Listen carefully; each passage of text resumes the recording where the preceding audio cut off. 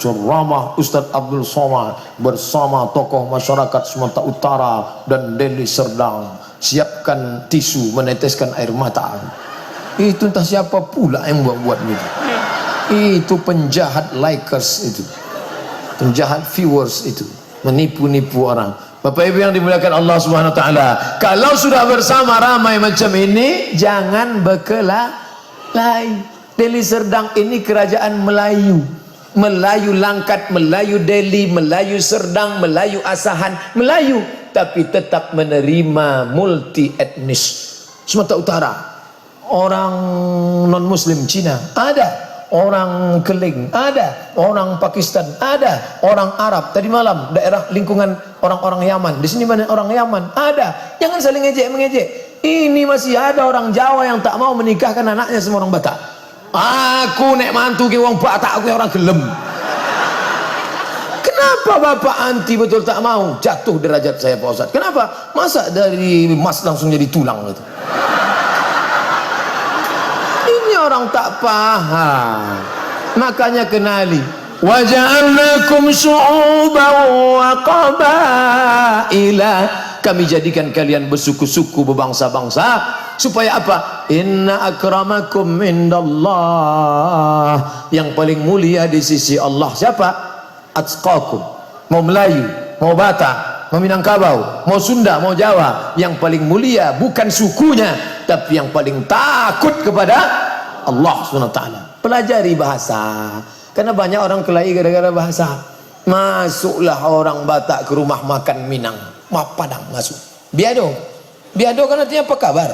Biado, dijawab sama si Padang, babi ndak ada, kambiang ndak ada.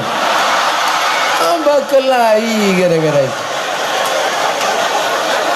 Padahal dengan kekayaan bahasa kita ini luar biasa.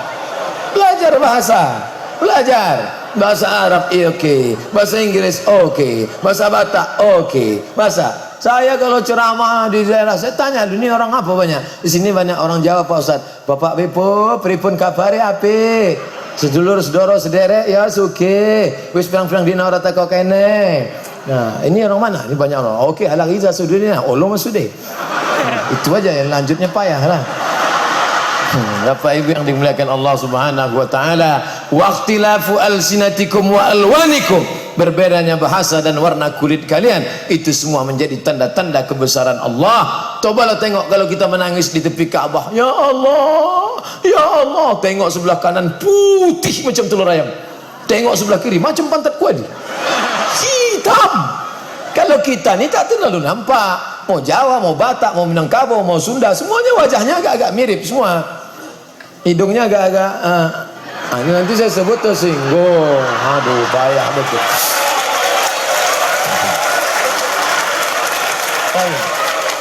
Warna pun tuh warna kulit. Coba lihat tengok. Warga negara Indonesia, warna kulit sawo matang. Pasti itu. Sawo matang, sawo ranum, sawo busuk. Antara itu aja. Tapi mereka, saya kuliah tinggallah di asrama. Tempat saya kuliah dulu nama asramanya Cite Universitaire International. 2 gedung. Yang sebelah ini orang kulit putih semua. Azerbaijan, Uzbekistan, Niger, Aljazair, Arab, Tunisia, putih semua. Yang ini Burkina Faso, Afrika Selatan, Madagaskar.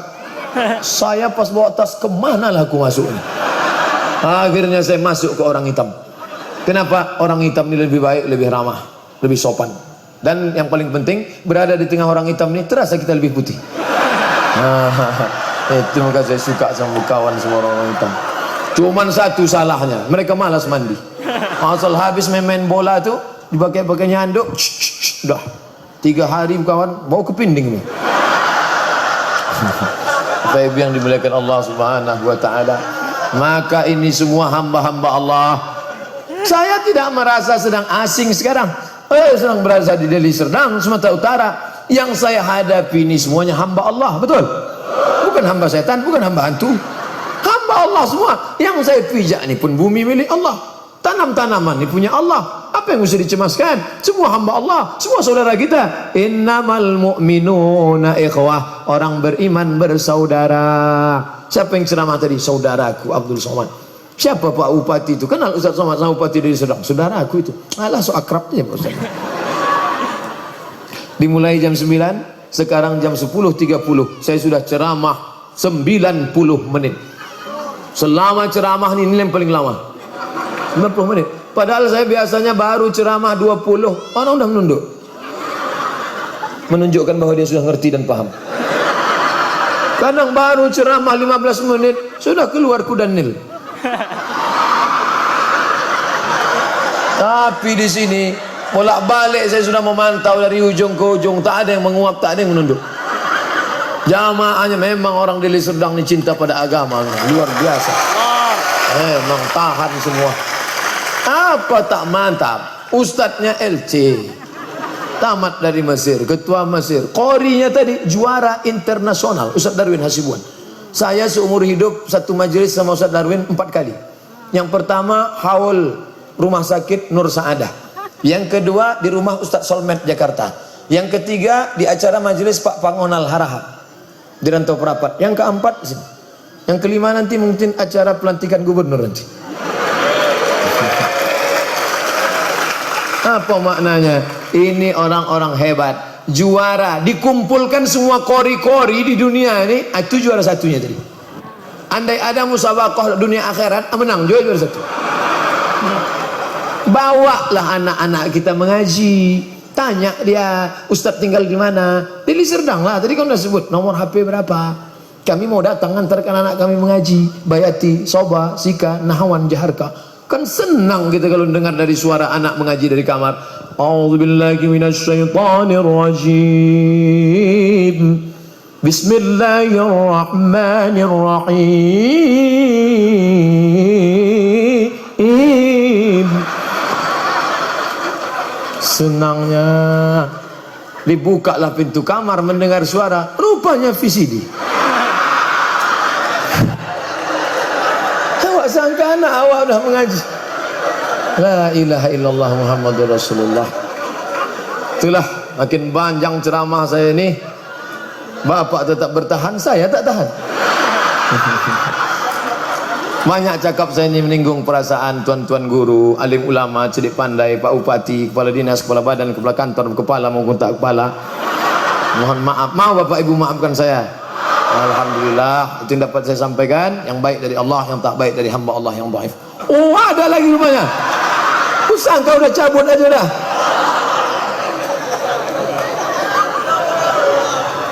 La ilaha illallah. Bagaimana melunakkan hati yang keras Pak Ustaz? Bagaimana merukunkan anak-anak? Ibu tahajud malam, selesai tahajud malam, ibu tahajud malam, selesai tahajud malam bacakan Al-Fatihah untuk anakku, siapa namanya? Abdul Somad bin Bakhtiar. Al-Fatihah. Bismillahirrahmanirrahim. Alhamdulillahirabbil alamin arrahmanir rahim maliki yaumiddin iyyaka na'budu wa iyyaka nasta'in shiratal mustaqim shiratal ladzina an'amta 'alaihim ghairil maghdubi. Ya Allah, lunakkanlah anakku ini. Ambil air putih, bacakan. Apa yang dibacakan di situ? 7. Al-Fatihah 1 kali, awal Al-Baqarah 5 ayat sampai wa ulaika humul muflihun. Ayat kursi sekali, ujung Al-Baqarah dari lillahi mafis 3 ayat sampai habis, kul huwallah 3 kali, kulul falak sekali, kul binas sekali, ditiupkan ke air minum dia. Nanti kalau saya doakan tahu dia air minum, bacakan di galon besar, masukkan air minum, semua minum, laki minum, anak minum, semua minum. Setelah dibacakan ditiupkan, setelah ditiup minumlah.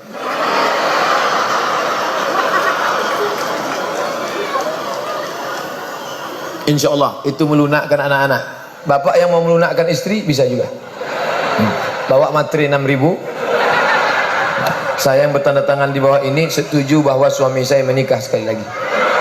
Lunak aja dia. Tapi saya belum, saya praktekkan lagi. Hati-hati Bu, asal mau minum nanti tengok dulu. Ustadz, gimana caranya 100% pemuda hijrah? Kalian betul-betul hijrah, buat komunitas, komunitas pemuda Deli Serdang hijrah. Kemarin saya dia anak-anak muda pakai motor King Cobra, pakai motor King, datang ke kampus mau buat foto. Apa ini, saya bilang, ini geng motor Pak Ustadz. Terus Ustadz mau ceramah tempat kan? Apa pula geng motor sama? Ini geng motor syariah. Buat komunitas. Kalian punya komunitas apa? Komunitas pecinta motor, komunitas pecinta ontel, buat. Ngaji sama Ustaz pulang, undang penceramah, undang. Ini terus, jangan sampai ada, kontrol terus. Tengok orang mati. Kalau ada orang mati, tengok pemakamannya. Yo tengok, itu sugesti luar biasa menengok orang mati. Kau akan mati dalam apa yang kau bawa. Lagu pun lagu-lagu mati. Mati. Lagu pasar umum, mati. Kan ada lagi. Itu lagu Ustaz dari Sulaiman. Orang kaya mati, orang miskin mati, mati. Bila Israel. Tapi lagu Bila Israel itu jangan dinyanyikan tempat orang pesta nikah. Menyanyikan sekujur tubuh, amanat badan, sekujur tubuh kan kedinginan. Menangislah kedua mempelai itu.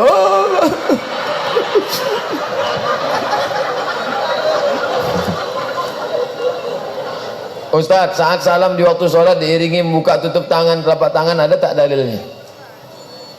Assalamualaikum warahmatullah. Assalamualaikum warahmatullah. Saya kalau ada 6 saya sebut 6. Kalau ada 3 saya sebut 3. Tentang baca bismillah 3. Mazhab Syafi'i jahar. Bismillahirrahmanirrahim. Mazhab Hanafi Hambali sir. Alhamdulillahirabbil alamin. Maliki tak pakai bismillah sama sekali. Allahu akbar. Alhamdulillahirabbil alamin. 3 mazhab. Tentang masalah letak tangan 6. Mazhab Syafi'i di atas pusat, di bawah dada. Di atas pusat, di bawah dada. Allahu akbar. Mazhab Syafi'i versi 2 di atas jantung. Allahu akbar. Mazhab Maliki versi 1 di atas pusat. Allahu akbar. Mazhab Maliki versi 2 lepas ke bawah. Allahu akbar. Mazhab Hanafi dan Hambali di bawah pusat. Allahu akbar. Mazhab Syekh Albani dalam sifat salat Nabi di atas dada. Allahu akbar. 6 letaknya. 1, 2, 3, 4, 5, 6. Tapi tentang masalah buka tutup tangan satu mazhab. Assalamualaikum warahmatullahi. Assalamualaikum warahmatullahi. Tak ada buka tutup. Kecuali kalau ada semenisasi, buka tutup. Tetap satu mazhab. Tak ada buka tutup. Mana yang mau dijawab nih Ustaz? Ini juga. Oh, biar tahu saya langkah-langkah yang ke depan. Bukan marah Anda, memang begitu kayaknya. Kalau orang udah dijawab kan, yang mau ditanya mana? Ustaz, apa hukumnya wanita bercadar? Syekh Ibnu Utsaimin mengatakan cadar wajib. Syekh Abdul Aziz Ibnu Bas mengatakan cadar wajib. Tapi Syekh Albani mengatakan cadar tidak wajib. Ulama ikhtilaf tentang ini. Adapun ulama Al-Azhar cadar tak wajib. Nah, bagi adik-adik yang bercadar bagus. Kenapa? Terpelihara kawan-kawannya. Dosen-dosennya di kampus pun terpelihara. Dia cantik. Saking cantiknya kalau diminumnya teh manis, nampak air itu mengalir. Kalau sempat dia keluar, habis sudah kok bertabrak-tabrakan. Maka bagus dia pakai cadar. Bagus. Kenapa kita kalau nengok orang pakai cadar kita ejek, tapi kalau ada orang tak bercelana tak kita ejek. Asal ada orang bercadar, hai ninja nih, otak kita sudah dirusak setan. Dia bercadar menjalankan agama, biarkan, jangan kita ejek, biarkan. Hanya saja kalau ibu-ibu punya anak bercadar, dia datang balik bawa kawan periksa, mana tahu cadar keluar kumisnya.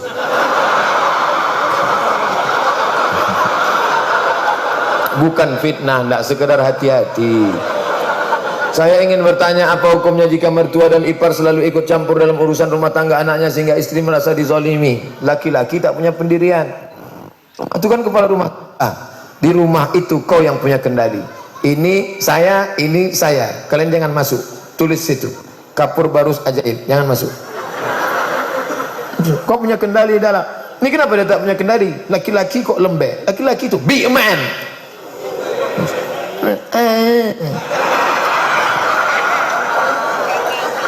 Saya sebentar lagi tamat SMK. Alhamdulillah. Saya niat banget untuk kuliah dapat beasiswa. Alhamdulillah. Menurut Ustaz, doa dan amalan apa saja yang harus saya lakukan? www.google.com. Saya dulu mau dapat beasiswa begitu. Saya ini pemburu beasiswa. www.google.com. Beasiswa S2. ambil foto, ambil paspor, ambil nih, kirim berkas, pasang pancingnya. Masalah ikatnya itu urusan Allah. Orang sekarang kan kalau disuruh pasang pancing, udah kau pasang pancing, entah ada entah tidaknya ikannya, pasang dulu. Urusan ikan urusan Allah SWT. Kau berusaha, kau buat, kau lewat. Kadang-kadang anak muda dipasangnya 10 pancing, satu pun tak ada. Begitu diangkat, jangan angkat ikan, pancingnya hilang, lemas badannya. Tapi Allah Maha Kuasa. Begitu pulang ke kos-kosan, datang ibu-ibu bawa rantang, ini rupanya ikan masak rezeki kita. Allah Maha Kuasa. Innama amruhu iza arada syai'an ayaqula lahu kun fayakun. Tapi jangan gara-gara tak berusaha tidur aja. Kau kenapa tak berusaha? Kalau memang datang juga itu nanti. Bagaimana hukumnya menurut Ustaz mandi tanpa mengenakan basahan? Nabi Musa mandi di balik batu besar. Ada batu besar. Orang-orang Yahudi lain mandi ramai-ramai, telanjang bulat sama-sama. Lalu mereka mengejek Musa. Tengok tuh Musa, tak mau dia mandi sama kita karena dia kena penyakit hernia, kena penyakit kantong lampu stroma besar. Tengok dia kena hernia kan, dia ejek. Itu menunjukkan bahwa Nabi Musa di balik batu itu mandi tak pakai basahan. Yang tak boleh itu beramai-ramai pakai basahan, beramai-ramai tak basahan. Adapun sendiri di balik batu, Nabi Musa tak mau. Digeser Allah batu itu. Akhirnya pas Musa sedang mandi serius, dia tak tahu batu itu bergeser. Ditunjuk mereka, nampak, oh ternyata Musa ternyata tidak kena hernia, dia hanya saja menjaga adabnya. Jadi kalau ada orang mandi dalam keadaan tertutup tak pakai basahan, maka menurut riwayat ini tak apa-apa. Tapi kalau baik adabnya, karangan sufi tasawuf baik pakai kain basah, pakai celana panjang, pakai, tak perlu pula pakai kain sarung. Bagus pakai adab, menjaga pandangan malaikat. Apakah saat kita sedang musafir ikut sholat berjamaah dengan penduduk setempat kita kehilangan hak untuk menjamak jamak qashar? Enggak, antum tetap boleh. Saya jadi imam, Ustaz Somad silakan maju jadi imam. Saya musafir, saya buat 2 rakaat. Pas 2 rakaat selesai tasyahud awal, saya salam, assalamualaikum warahmatullah, assalamualaikum warahmatullah, atimmu sholatakum li anni musafir. Kalian lanjutkan 4 rakaat karena aku musafir. Makmumnya ikut salam. Itu kalau imamnya musafir, makmumnya mukim. Bapak musafir, mau pergi ke Rantau Perapat dari Deli Serdang, berhenti di tebing tinggi, ikut sama orang sholat. Maka kalau ikut imam, bapak tetap 4 zuhurnya. Nanti zuhurnya 4, pas asarnya sendirian tetap 2. Namanya jamak qashar. Bagaimana ini udah nih. Apa hukumnya jika dalam sholat berjamaah tidak merapatkan shaf? Ujung kaki di ujung sajadah. Mohon maaf, kiblatnya ke sana. Misal, maka ujung kaki di ujung sajadah. Mana sajadah? Nih, ujung tumit di ujung sajadah. Di ujung. Jadi bukan ujung kaki depan yang rata. Banyak orang yang letaknya di ujung, bukan tumitnya. Ujung tumit yang rata. Adapun ujung kaki ya tergantung kaki masing-masing lah. Kalau kakinya panjang maju dia ke muka, kalau pendek ke belakang. Qadamun bi qadamin, kaki rapat dengan kaki, mangkibun bi mangkibin, bahu dengan bahu. Saddul ghalal, tutup celah, jangan ada celah. Bahu dengan bahu, kaki dengan kaki. Apakah mesti bersentuhan kaki? Ada orang ketika saya sedang sholat disentuhnya kaki saya diam aja. Saya termasuk tidak sensitif. Tapi ada model orang geli. Kalau disinggung kakinya geli dia, apalagi bergerak-gerak pula kaki kan. Nah, saya takutnya dia preman baru tobat. Sekali kita singgung, pijak kayaknya. Bertinju di masjid. Jadi kalau kita tempel sekali dia diam, dia termasuk nyaman. Tapi kalau kita tempel sekali digesernya, jangan geser lagi. Nanti asik kaki aja lah. Asal udah tutup celah udah, jangan sampai ada saddul ghalal, tutup celah. Bagaimana tanggapan Ustadz tentang perokok? Merokok menurut Majelis Ulama Saudi Arabia haram. Merokok menurut Majelis Ulama Mesir Syekh Nasr Farid Wasil haram.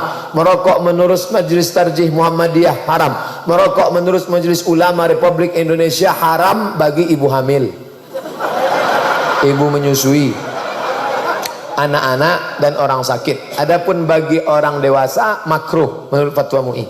Mereka pakai ikhtilaf. Kenapa ada mengatakan haram, mengatakan ada makruh? Karena tak ada dalam Quran hukum secara eksplisit. Maka mereka berijtihad. Ustaz sendiri merokok, saya tak merokok. Saya jelaskan dua pendapat, haram dan makruh. Ada ketua MUI Dumai, namanya Ustadz Lukman Syarif, Kiai Haji Lukman Syarif. Dia cerita ke saya, ada seorang kiai, di belakang rumah kiai ini ada pohon tebu, ada pohon nanas, ada pohon pisang, ada pohon ubi. Suatu malam datanglah segerombolan babi. Besok pagi dia tengok nanasnya habis, ubinya habis. Yang tak dimakan oleh babi tembakau. Ternyata dalam dunia babi pun tembakau itu haram. Kata Ustadz Lukman Syarif. Jangan marah sama saya. Apakah orang yang merokok itu menzalimi diri sendiri? Ya, duitnya habis, terbakar, belum lagi penyakit dalam. Dulu kan ditulis itu, merokok dapat menyebabkan kanker, keguguran, impotensi, banyak. Sekarang sudah lebih tegas lagi kalimatnya, merokok membunuhmu. Katanya nanti mau dirubah lagi, matilah kau.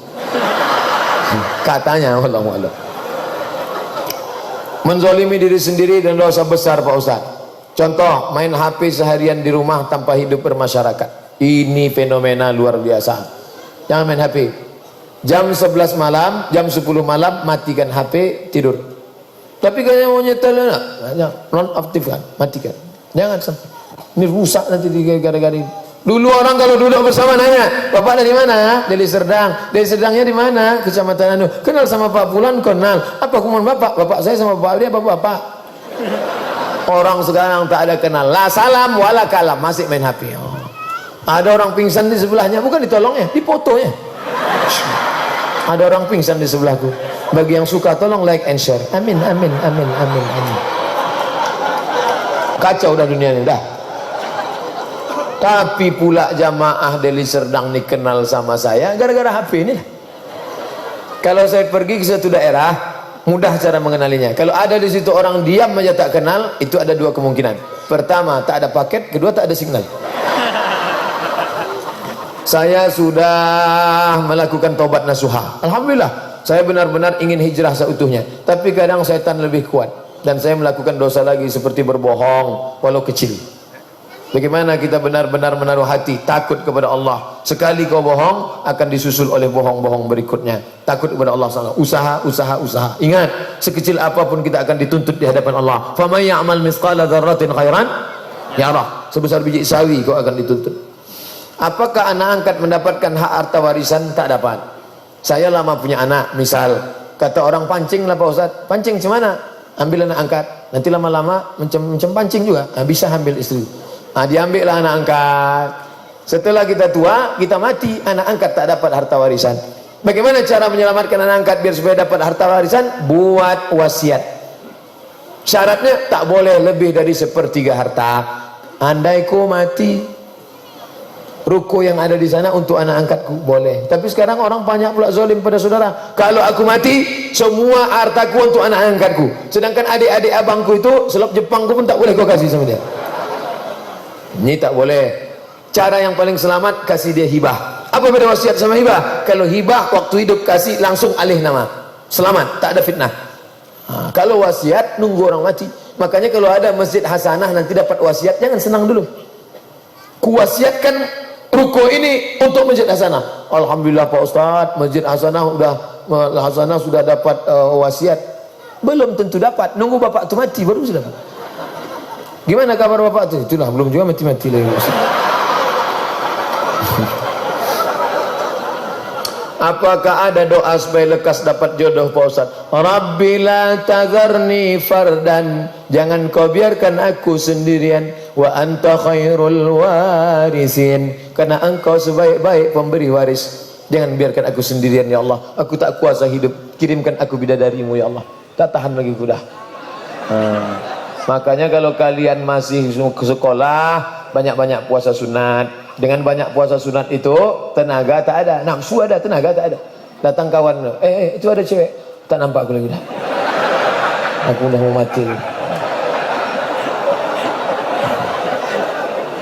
Jangan yang udah kerja, yang punya ada duit, jangan terlalu banyak pilih. Kau kenapa belum nikah? Aku belum punya kepribadian Pak Ustaz, rumah pribadi, mobil pribadi. Kau nikah aja. Justru kalau kau nikah sesudah mapan, tak ada kesannya. Tapi kalau kalian dulu pernah makan sepiring berdua, makan sehari-hari balas koran, oh luar biasa itu. Nah, oleh sebab itu, maka jangan cari yang terlalu cantik, nanti kau dituduh orang pakai pelet. Jangan kau cari terlalu buruk, nanti kau malu bawanya undangan. Kau cari yang sedang-sedang aja. Ustadz ini tak betul. Kalau begitu kriterianya nanti yang buruk-buruk tak ada yang laku lah Pak Ustadz. Cantik itu relatif. Berapa banyak jelek kata kita, cantik kata dia. Agak baling biji matanya sikit. Jika suami menulis surat cerai lalu menyembunyikan tanpa diberitahu ke istri, orang lain lebih dulu tahu soal surat itu, kenapa kau teganya begini? Ustaz Somad, sampai hati suami saya, diceraikannya saya lewat SMS. Kalian dulu memang nikahnya pakai SMS? Nikah dulu kan pakai akad baik. Aku nikahkan engkau dengan anakku dengan mahar seperangkat alat solat dan kitab suci Al-Quran, tak pernah dibuka sampai mati, tunai. Kan baik-baik dulu. Lo main surat-surat aja.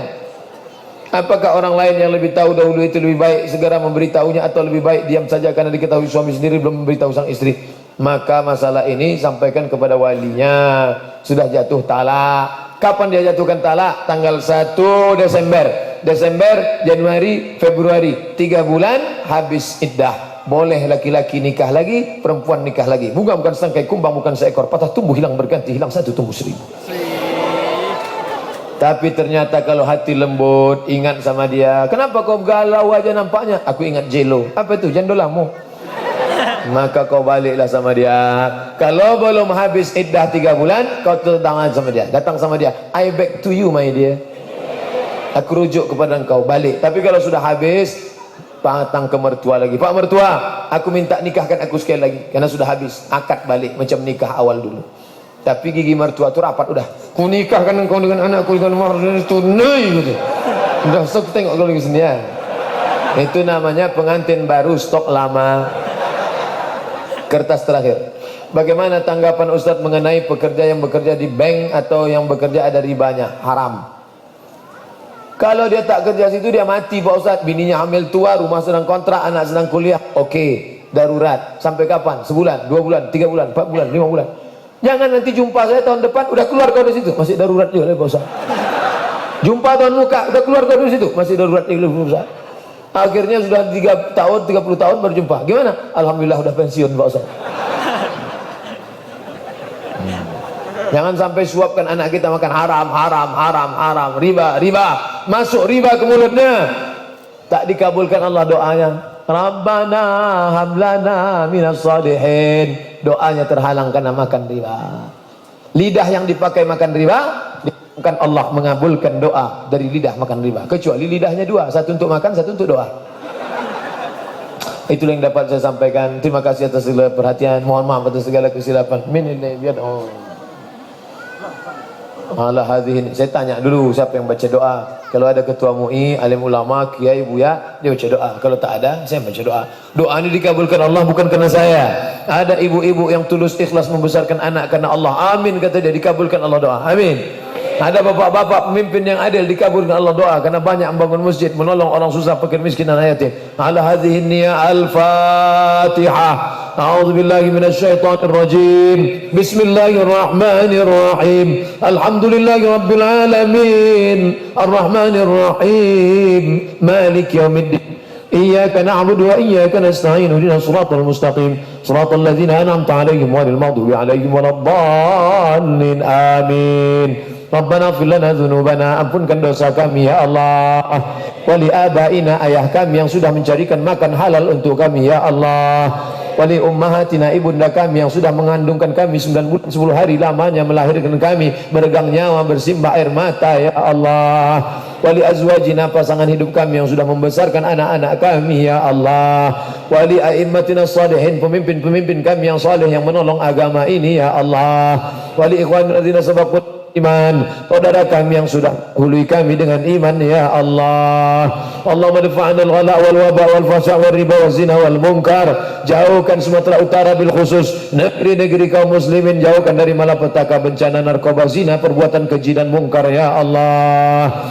Allahumma rzuqna imaman adila, berikan kami pemimpin yang adil ya Allah. La tusallit alaina man la yakhafuka wa la yarhamuna, jangan kau angkat pemimpin kami orang yang tak takut kepadamu dan tak sayang kepada kami ya Allah. La tad'alana dzamban illa ghafartah, segala dosa kami ampunkan ya Allah. Wala aiban illa satartah, segala cacat kami tutupi ya Allah.